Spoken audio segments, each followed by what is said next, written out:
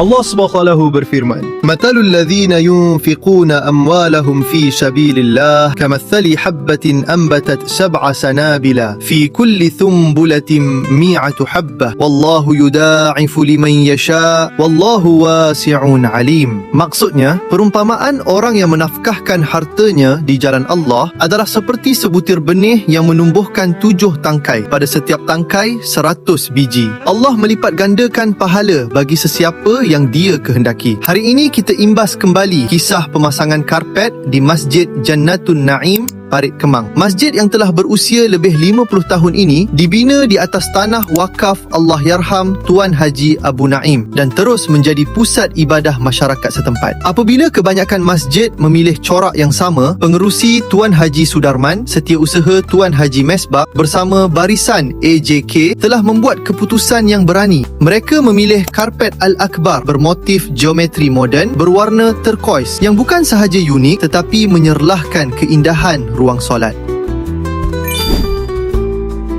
Pasukan TH Sharaf Ali menyiapkan pemasangan ini dalam masa 2 hari dengan kerja yang teliti dan kemasan profesional, sambil disaksikan jemaah yang turut teruja melihat teknik pemasangan kami.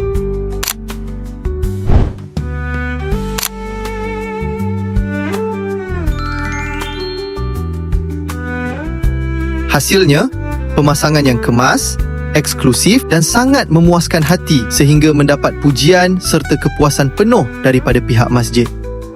Karpet setebal 13 mm dipadankan dengan span 11 mm menghasilkan keselesaan 24 mm, memberi rasa empuk dan selesa kepada para jemaah ketika bersolat.